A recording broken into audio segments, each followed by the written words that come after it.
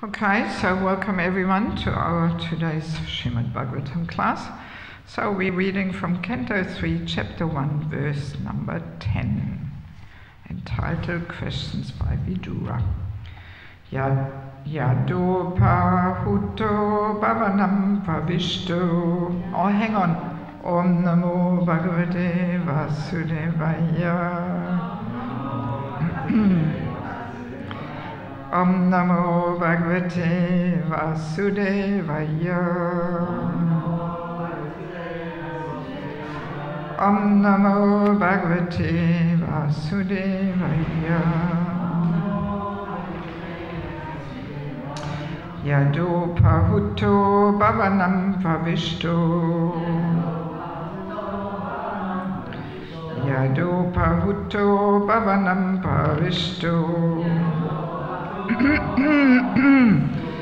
Mantraya prishta kila purvajena. Mantraya prishta kila purvajena.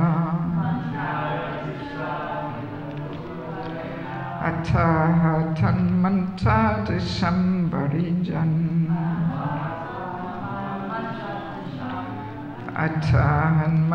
Ataha tan manta dishtam pahiyan. Yan mantrino vaidurikam vadanti.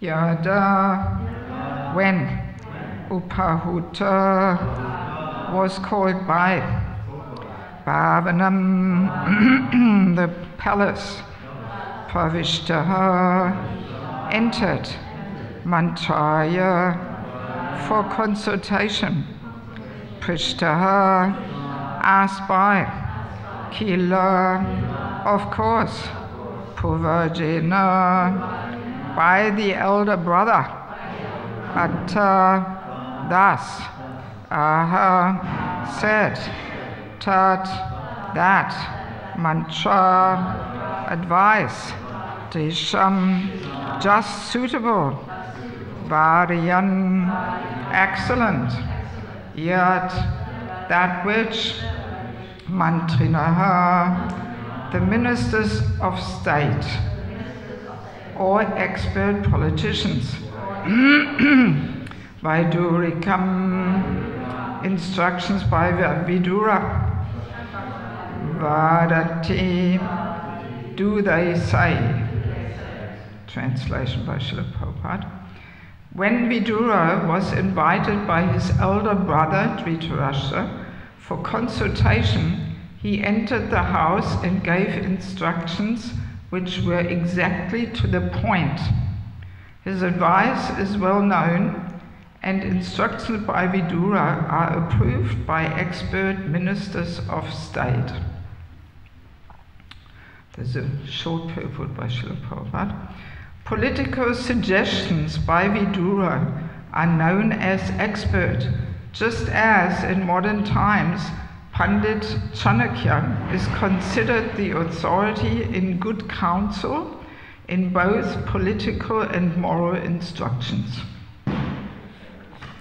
So even though the purport is so short, I decided to nevertheless stick to this verse because it is a very important theme. The theme of the importance of having an aloof Brahminical advisor, like Vidura, or in modern times Chanakya Pandit. And actually, just out of interest, I was searching in the database, Chanakya. Prabhupada refers to him 624 times. Yes.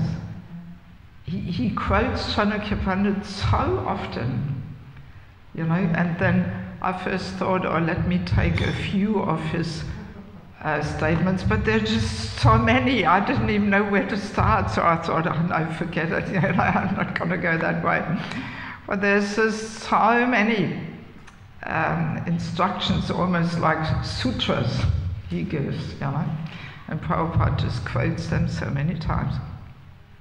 So Chanakya Pandit, he was the advisor of King Chandragupta, and that was in the times, so I read, when Alexander the Great was trying to invade India. So I'm not quite sure when that was exactly. Any of you knows? I didn't research it further, I didn't have the time. But anyway, let's leave it at that. And if I remember correctly, I think Satsvarup Maharaj actually wrote a little book with Chanakya Pandit's main instructions, and he wrote a commentary on each one. I remember reading it many years ago, 25, 30 years ago or something. So it just came to my mind. But in any case, in former times, the kings always had such an advisor. And in one purport, Prabhupada explains, they were not paid. And that gave them this aloof, independent position, that they could say what needs to be said. As it says in the verse,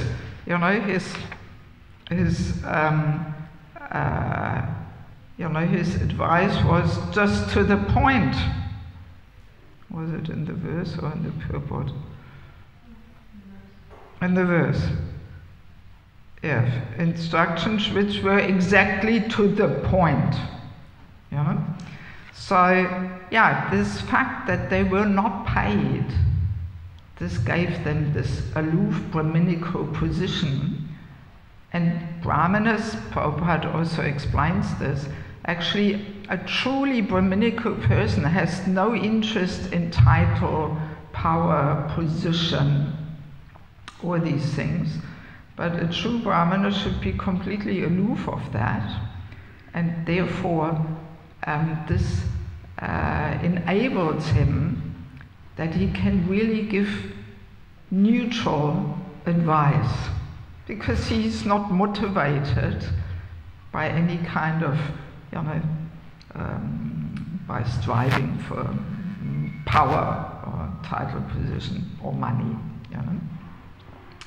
So this is actually the valuable contribution the Brahmanas are meant to make, that they are meant to be these aloof Brahminical advisors. And in one purport in 279, Prabhupada expresses this so nicely. He says there, the Brahmanas, by their learned labor of love, would instruct the administrator kings how to rule the country in complete righteousness. And thus the process would go on as a perfect welfare state. So very nicely Prabhupada puts this.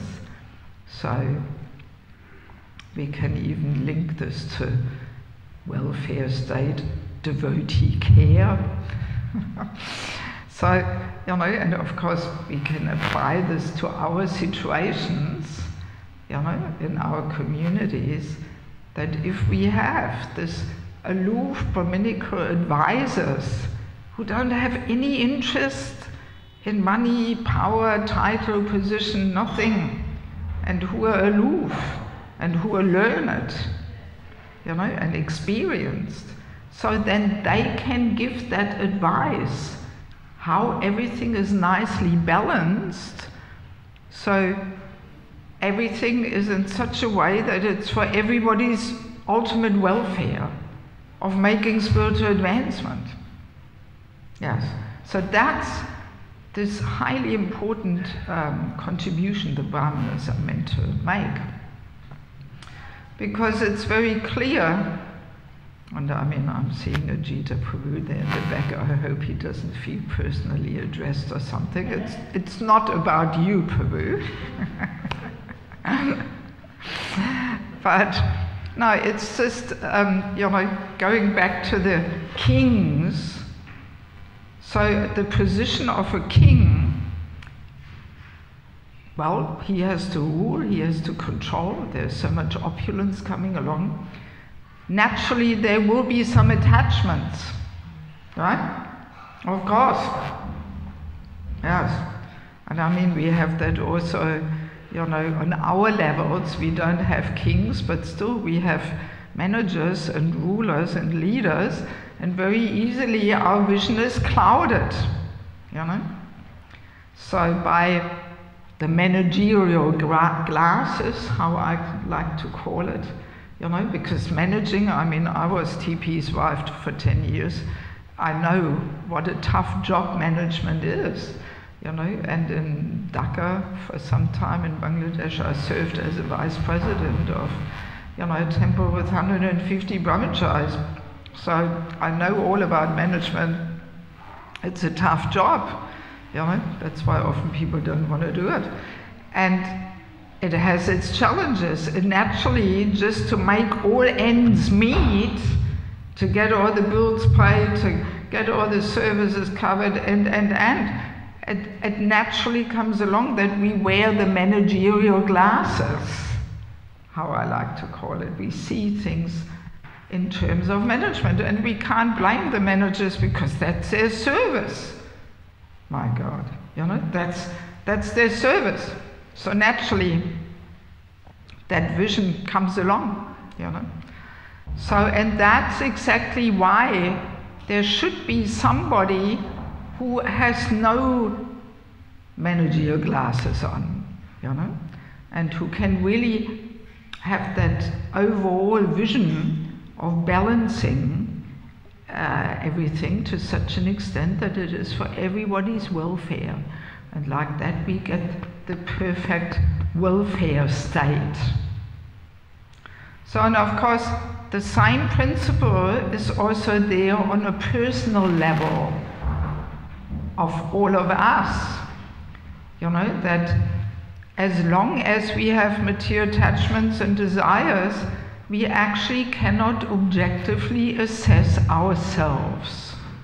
Our vision of ourselves is distorted, it is clouded. So, and that's why actually we all need a Chanakya Pandit in our life. We all need such a person, you know, who has no other interest except helping us to progress, to grow on our spiritual journey. No other interest. And who can help us, you know, to determine if our practice is balanced, because Krishna consciousness is such a scientific process actually, that if we just miss a little, seemingly a little detail, result will be different. I always remember at school, you know, in physics and chemistry, I think it was chemistry, we were doing these experiments there with, you know, the flame there, putting the ingredients together, and then something happened, you know, and the little glasses there, I don't know how you call them in English. Huh? Yeah, the thin ones. Anyway, whatever. So, and yeah, and they also, sometimes if you just miss a little thing, you know, the ingredients are not exactly the right measurements, the right dose, or the light or temperature is not right, the whole experiment will fail, you know. So, and similarly, it's actually in Krishna consciousness. You know, it sounds so easy, chant, dance, be happy, take prasad. So, I mean, I often fear Prabhupada, he was tricksing us actually, you know. He was tricksing us into this process of Krishna consciousness. So, but then, once we actually start practicing, we realize it is not that simple after all. One has to do a lot of internal work. And oh my God, you know, yesterday in the fourth ego session there, we were talking about the different steps, how to actually uproot things and transform our patterns of behaviors. It requires a lot of internal work.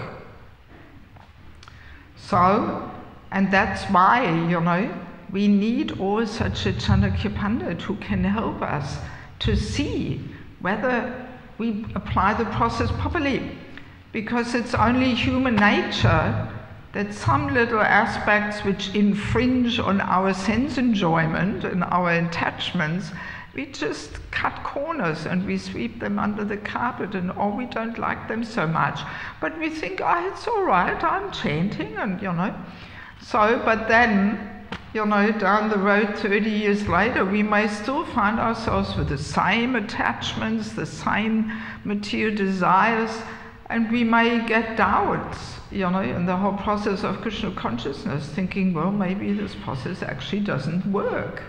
It doesn't do anything for me, So, process works, but we have to really apply it under the guidance of a Chanakya Pandit, a person who has more experience than we have, and who is aloof, who has no kind of interest in us, and who can guide us and help us to move forward step by step. Because if we don't have that, very easily we just remain in our comfort zone and we become stagnant, Yes. Because we may not be able to determine, we may not be able to see. So that's why this whole topic, well, it's the topic of mentorship. That we need a mentor, a guide, a coach. I really feel we have not deeply enough understood this point, that we need somebody. Just Diksha Guru, not enough. Our gurus have hundreds and thousands of disciples. They're not always here. They cannot see how we are actually practicing. What is our mood of service? How do we cooperate? How is our sadhana? He's not there to see it. So that's why it is such an important thing to have somebody on a more regular basis who can help us to move forward. And I dare say we have lost so many devotees over the last 50 years because we did not really recognize this point. And this is actually the foundation of devotee care. As you may know, I was part of this devotee care committee and the GBC strategic planning. And we were churning this topic a lot, and at some stage, the whole world of ISKCON talked about devotee care, maybe you remember, I don't know if it got all the way to you here in Australia, but it was a big thing, we need devotee care, we need devotee care. And actually, interestingly, this devotee care committee came about that there was a preaching committee first. And in this preaching committee, there were two moods. One mood was outreach. We need more people. Let's get more people on board. How can we reach more people? So, but then there was the other mood. Hang on. Where are all the old devotees? Why not try and concentrate on reviving them? How is it that so many of them faded away? They're not active anymore. And what is even the use of all the outreach if we somehow don't manage to keep people their whole life long in the fire of devotional service? That they want to come to the temple, that they want to be a part of the community, that they want to serve. What's lacking? What's missing? So, and then this preaching committee turned into a devotee care committee. And for quite some years there was only devotee care committee, no preaching committee. Yes, because people felt this is actually more important, So, and then later another committee came up, the outreach committee, But yes, I often give seminars about this topic, and as you may know, some of you saw it and you got it. I published a book on this, Sheltering Relationships. You know, but very often I come across that people have a very external and shallow understanding of what actually devotee care means. You know, that people think devotee care is just caring for the old devotees and the sick devotees, and when somebody's in hospital, I bring them prasadam, and I've done devotee care today. But that's not what devotee care is. The devotee care, the foundation to devotee care is exactly what is addressed in this verse. You know, having this Chanakya Pandit, somebody who gives, you know, advice to the point, aloof, no interest. That's what actually sets the foundation to devotee care. You know? And I mean, there is another point why we need such a person, why we need these sheltering relationships. You know, that's basically, you know, what mentorship comes to, that we have this person in our life where we know this person, I can reveal my mind, I can open my heart, I can share my innermost fears and struggles, and that person will keep it confidential, will not blabber around the whole community, put it on Facebook, and. Even keeping things confidential is such a difficult thing these days, you know? And it's actually also connected with false ego, our constant companion and troublemaker, very subtle, because very often we can't keep things confidential because we want to show off that we are the one who knows some information which others don't know. You know? If we really reflect, when we, did you hear? You know, usually we want to be the one who passes on the message, who heard it the first. You know? So it's again the false ego thing there, you know. Yeah, so we all need such a person. And actually interesting from a different angle, I like to make this point one more time. Because all we know, as we know, Krishna reveals himself according to our service mood, according to our mood of surrender and sacrifice. Proportionally, Krishna reveals himself. We can't understand and see Krishna with our blood material senses. So that's why this service mood is so important, as we talked in Panihati about it. So, but we can only serve with heart and soul if we feel sheltered, right? Only then we can actually give our heart and soul in service. We need to feel sheltered. Otherwise, if we don't feel sheltered, we will hold back. We will serve with 5%. Or it's 10%, but not with 90%. Because there's this mood there, hang on, where am I here in the whole game? You know, because as soon as we give our heart and soul, we actually put ourselves in a vulnerable position. You know? If we give our heart, we can easily be hurt in some way, or used, or disappointed, or taken advantage of, or something. So we need to feel sheltered, actually, that there is a person who genuinely cares about me as a struggling sadhaka, and not just what services I can cover. You know? Yes, this is the point.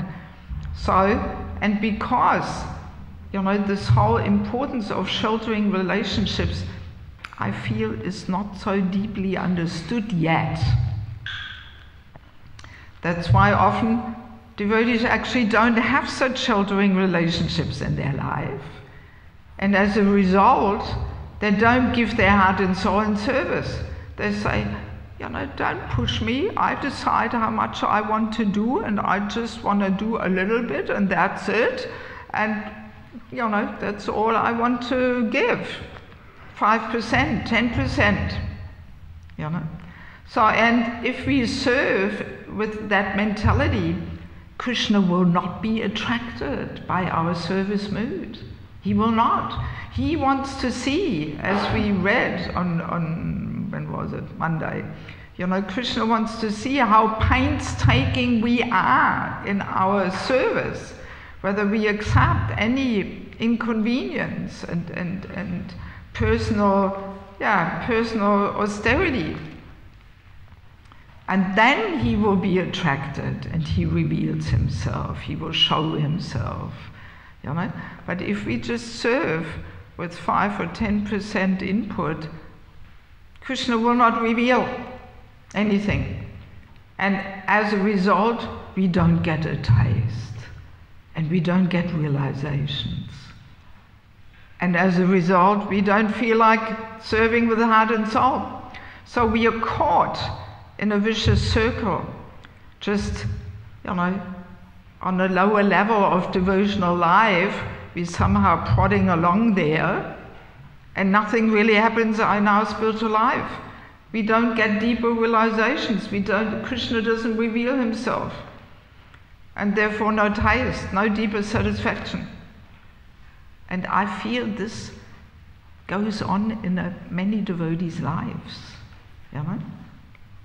And therefore, they kind of don't feel like coming and engaging in service, or they're just doing their own little thing there at home, and they go into other directions, other interests, So, and the root problem is really that we don't have that shelter. We don't have these sheltering, personal, trusting, confidential relationships in our life where we can really get some guidance,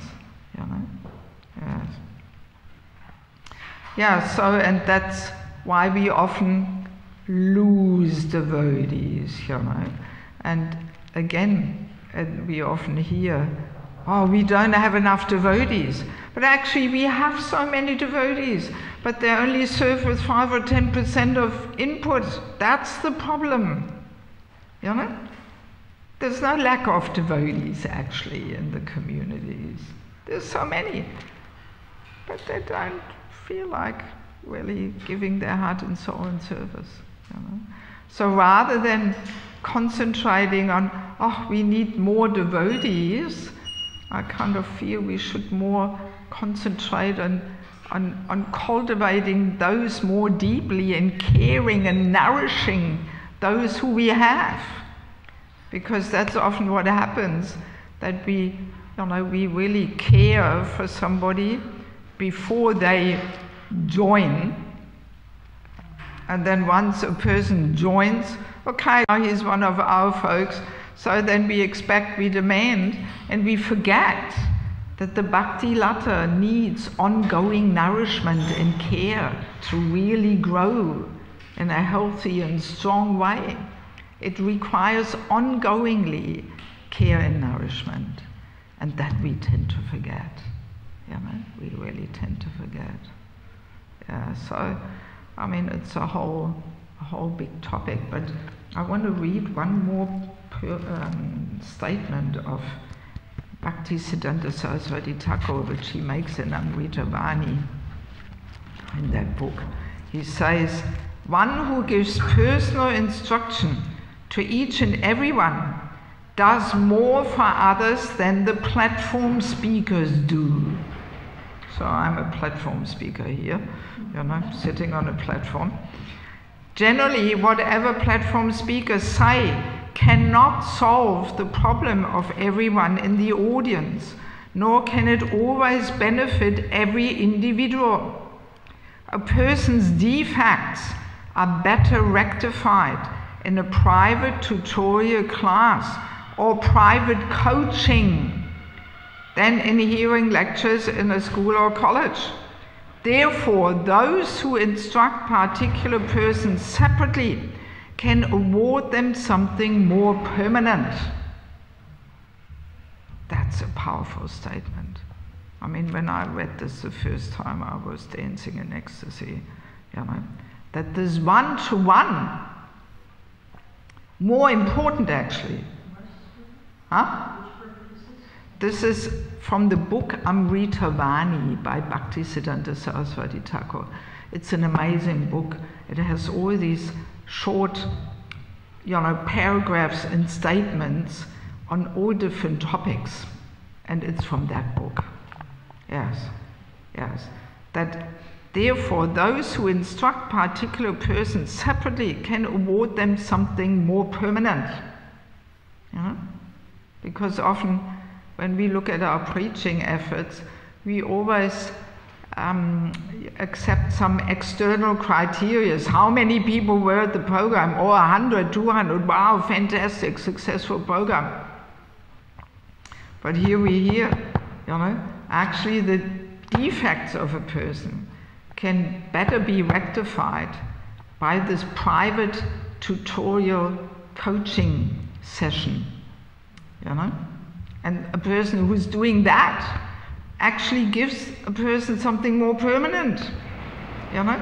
Because we can hear so many nice lectures and pastimes, and of course they're also enlivening and nourishing. We don't want to, you know, diminish the importance of Krishna Katha, but very easily we love hearing them, but then, as we discussed yesterday, we still remain trapped in our unwanted patterns of behaviors, you know? And nothing happens there, because we need that private coaching. And I mean, coaching is such a common thing these days. The people out there in the material world, they all know that if I want to become successful, I need a coach who is already more successful than I am. And he will coach me to success, you know? We have in sports the coaches, and once I spoke to a nurse, a young nurse, and she said, oh yeah, my coaching nurse in the hospital. And I thought, just see, even the nurses have a coach, you know? Yes. So they all know the importance of this coaching. But somehow we are, I think, lacking a bit behind here, you know, we haven't gotten the point yet, you know. But actually it's such a natural part of spiritual culture, you know, that those who are a little more experienced, that they affectionately reach out to those who are less experienced and uplift them and guide them, you know. And those who are in a less experienced position, they inquire and they serve. We talked about it, the importance of inquisitiveness, you know, in my first Bhagavatam lecture. So yeah, it's actually a natural exchange amongst the more senior devotees and the more junior devotees, you know. But yeah, here it is a bit because we, you know, we haven't fully embraced Vaishnava culture yet. And that's why these things haven't really been put into place, you know. And then of course also comes a little pride in there, you know, that we think, oh, we know it all and we can work out our lives and we don't need anybody to stick their nose in our lives and all this kind of thing. And also this, often the seniors, you know, because material life, materialistic culture, then we all worry about ourselves and our goals and my spiritual life, you know. And often as a senior we don't feel like reaching out to others, and because it means we have to sacrifice our energy and time. It takes so much time and energy, you know, to actually guide others. My God, you know, one actually has to have a genuinely selfless mood of service, really genuinely caring for others, being interested in how they are doing, you know. So, and that actually, you know, should be a natural consequence of spiritual life, if we really value what Krishna consciousness did to us, then we should naturally come to this point that we really, selflessly sacrifice ourselves for the upliftment of others. Yes. But in any case, here, going back to our story, so Vidura and Krishna tried to give this good counsel, this good advice, and it was rejected, it was not accepted. So, and therefore the demoniac nature takes control, and that creates the miseries and sufferings. So, this theme of the fight between the demoniac and the divine, we actually find this in so many parts of the Bhagavatam. Often the demigods and the demons, they're fighting, and then it looks like, the demons take the upper hand. So then the demigods are running to Lord Vishnu and, please do something. So, and then the Lord interferes, and then, the divine side is strengthened again. So we find this theme in so many pastimes, It almost seems like an eternal battle in material existence, So, and of course, this fight is also taking place in our hearts, So we should not think that these stories are just some really interesting leelas, and nice story, but no, they have some relevance for us, So we all have the divine and the demoniac nature in our hearts, actually. Yes, we do. And so how often do we catch ourselves that we don't accept Krishna's good advice? Yes, sometimes we have a tough time, to accept. We like Krishna, but we don't like his system. Krishna's system is old-fashioned, outdated. My God, who would accept Krishna consciousness if we presented with Krishna's system? Yes. So, very often we are not open at all to take Krishna's guidance, And also, we can say, very often in our spiritual practice, when we become a little more senior, so then very often the opulences also increase. We become a little famous and knowledgeable and a little attractive. We get some facilities.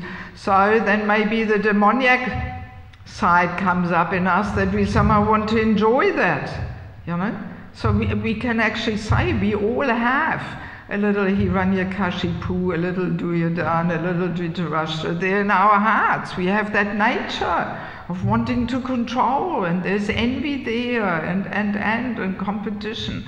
It's all there. And again, that's why we need this Chanakya Pandit, who helps us to recognize and to dissolve and to do some internal work and yes. Anyway, there's so many more things to say, but the time is up, more or less. We have 5 minutes, since it is a practical topic also. Let me just read that one thing. Even Lord Brahma, he sometimes takes this role of the mediator, when there is some battle between the divine and demoniac.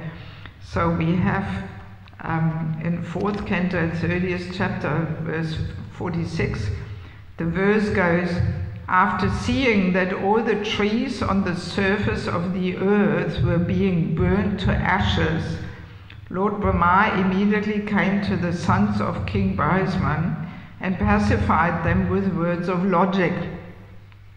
Whole story, we don't have the time to remember it. But Prabhupada very nicely says in the purport, whenever there is some uncommon occurrence on any planet, Lord Brahma, being in charge of the whole universe, immediately comes to control the situation. Lord Brahma also came when Hiranyakashipu underwent severe penances and austerities and made the whole universe tremble. And then Prabhupada says, the part which is relevant for us, a responsible man in any establishment is always alert to keep peace and harmony within the establishment. You know? That's a nice point, you know. Similarly, Lord Brahma is also allowed to keep peace and harmony within this universe. He consequently pacified the sons of King Brahman with good logic. You know? So in the same way, you know, in a community, also we need a person who keeps the peace and harmony and who mediates. And ideally, that person should be aloof, have a Brahminical position, that he can say what needs to be said, you know, and he doesn't have any kind of interest, no financial interest, no emotional interest, no managerial interest, but simply, you know, to keep everything in balance and in harmony and peace and so on. You know. Yes. Okay, so 3 minutes for questions. Do we have anything? Madhiji, please.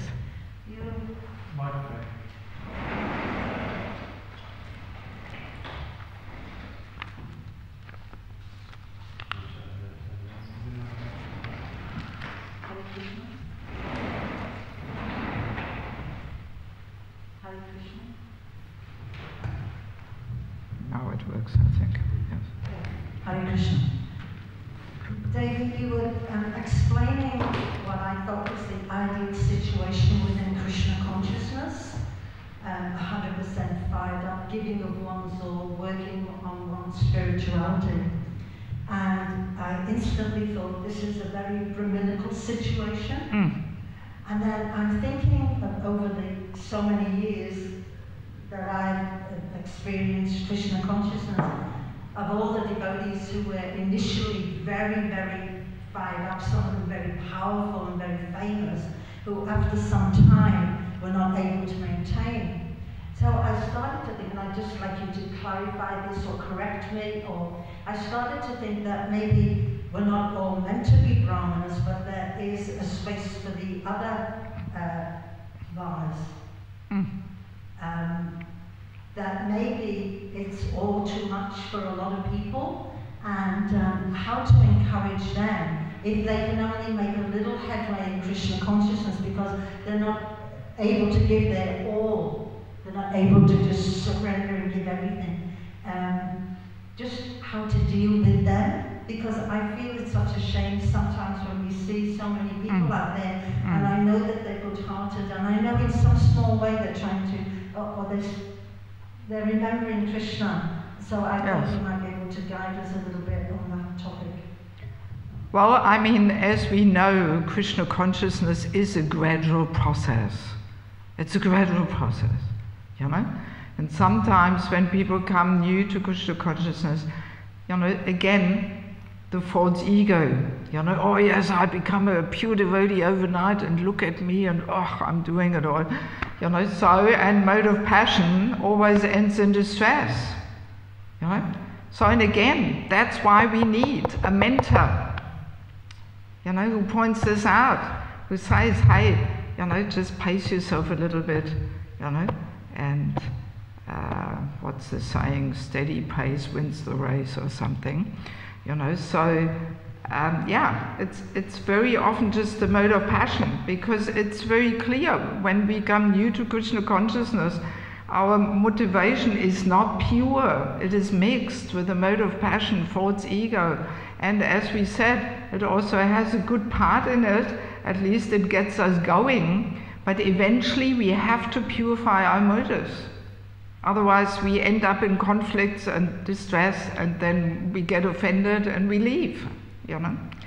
So, yeah, it is definitely a gradual process, and it's a very personal thing. We can't squeeze everybody through one hole, you know?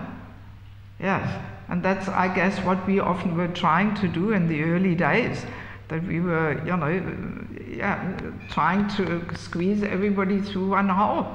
So this giving guidance is a very individual, personal thing that a mentor has to see where the person is at and what is the next little step forward in his or her situation. It's a very individual thing. We can't just, you know, have this approach of one size fits everybody here, you know, and everybody has to do this, that, the other thing. Of course, the ultimate goal has to be clearly defined.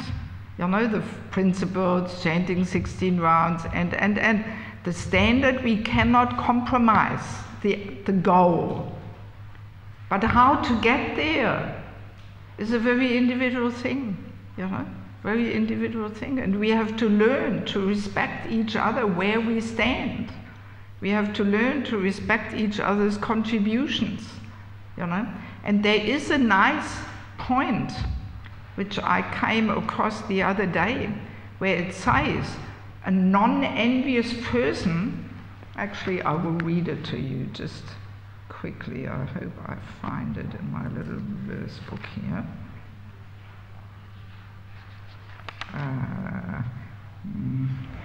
Maybe I don't find it so quickly, but it basically said, a non-envious person is strict with himself and liberal with others. Wow, that's powerful, you know? That's how non-envy manifests, that he's strict with himself, he sets the strict example, but he is liberal with others. You know, Prabhupada, perfect example, you know? He didn't discriminate and reject, and of course discriminating we have to some extent, but we have to accept, you know, and it requires non-envy actually. Because if we are envious, this person, why is this person not doing this, and why is this person not properly dressing, and you know? So this is often how our envy actually manifests in subtle ways, you know? But non-envious person is liberal with others, you know, but strict with himself. So, and then by association, if people are eager to move forward, they will, you know, they will. They take up that association and they inquire and so on, you know. And if they don't want, all right, then let them be where they're at. You know? I always think that even if someone just accepts Krishna as God, like out of many thousands amongst men, you know, it's a rare thing. So I always feel respectful in some way, I guess, because I think you're accepting Krishna as God. Yes. And you have some more reverence there Yes. towards God, but you're not able to follow so strictly at this point in time. Yes, yes. But we also have to be expert to fan the sparks, you know? Yes. And try to uplift and encourage and give association and give our time and yeah, fan the sparks. And again, Prabhupada was super expert at this, you know. I mean, when you look at the people who joined Krishna consciousness in the early days, I mean, they had no qualification. But Prabhupada still found some good little points in them, and he knew how to fan the sparks, you know. Yes, Prabhupada. You were saying quite often in our communities we're thinking, you know, we've got to make more devotees, but you were saying there's already, and that's nice, we should do that, but there's also, at the same time, there's so many devotees already here, and we see, Yes. We see, you know, there's 95% maybe devotees in our community only doing, as you said, 5% of the service, and 5% of the devotees doing 95%.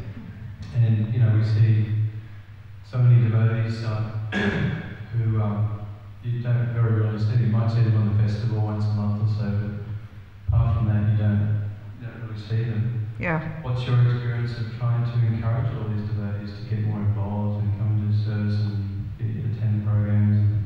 Well, as I said, according to my humble understanding, I think it's a question of that they're not feeling sheltered.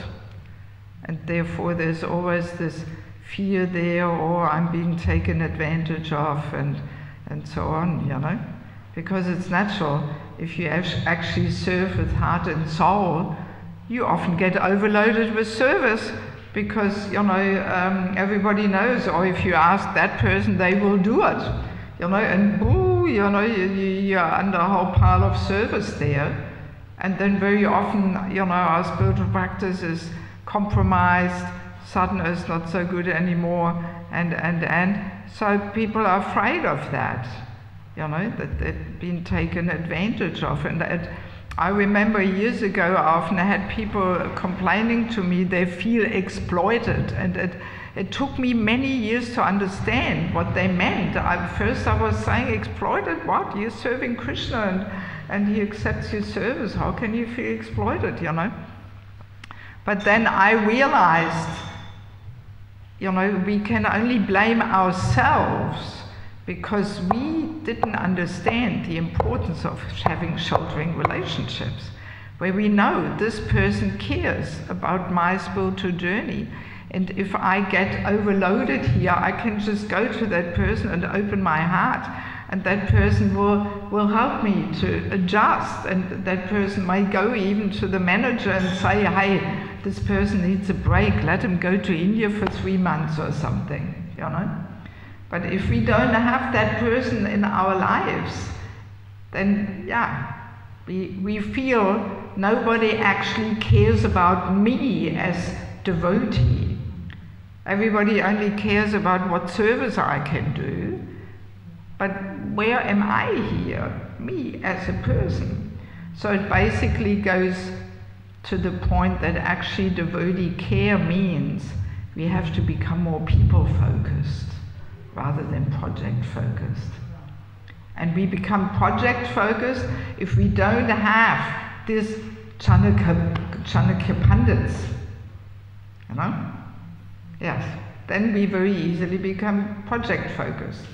Because if the leaders and managers don't have that aloof Brahminical advisor, then it's project-focused. That's the issue, actually. But again, I really want to emphasize, it's not the fault on the managers, because they're doing their job, and it's a tough one, and easily one wears not the Brahminical glasses, but the managerial glasses. So it's actually us. We have to recognize that we need a Chanakya Pandit in our life, and then we will feel sheltered, and that will give us, the confidence that yes, we can give our heart and soul in service. That's my humble analysis. I feel that really goes to the root of the problem. Yes. Okay, we are over time. Thank you so much for your kind attention. This is actually the last common program I'm giving here in New Govardhana. So I will be still around on Sunday, and I will have my book table there one more time.